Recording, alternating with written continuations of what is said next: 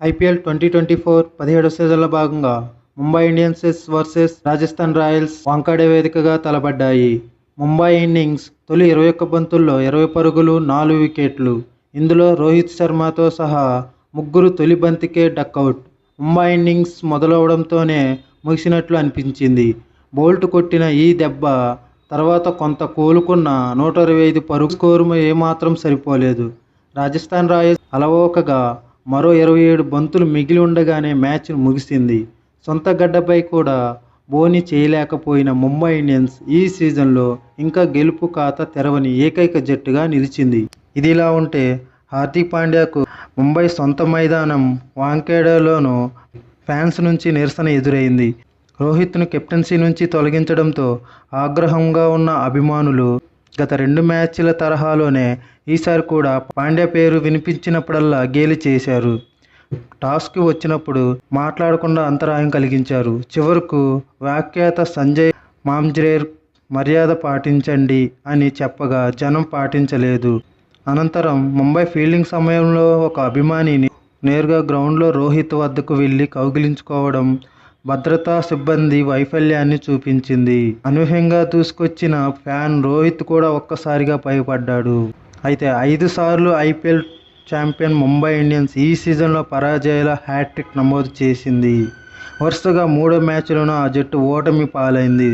సోమవారం జరిగిన పోరులో రాజస్థాన్ రాయల్స్ 6 వికెట్ల తేడాతో ముంబైని ఓడించి విజయాల హ్యాట్రిక్ సాధించింది.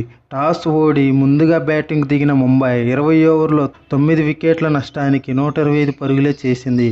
హార్దిక్ పాండ్యా 21 బంతుల్లో 34, 6 ఫోర్లు. తిలక్ వర్మ 29 బంతుల్లో 32, 2 సిక్స్లు మాత్రమే పర్వాలేదనిపించారు. Player of the match Trent Boult 4 ఓవర్లకు గాను 3 వికెట్లు పడగొట్టి 22 రన్స్ మాత్రమే ఇచ్చాడు. పదునైన బౌలింగ్తో ప్రత్యర్థిని ఆరంభంలోనే దెబ్బతీయగా చాహల్కి కూడా 3 వికెట్లు దక్కాయి. అనంతరం రాజస్థాన్ రాయల్స్ 15.3 ఓవర్లలో 4 వికెట్లకు 127 పరుగులు చేసి గెలిచింది.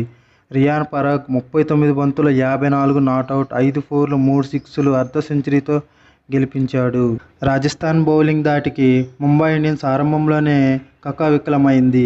బోల్ట్ ధాటికి రోహిత్ శర్మ డకౌట్. తొలి బంతికే అవుట్ కాగా తర్వాత బంతికే నమన్దీప్ డకౌట్గా వెనుదిరిగాడు.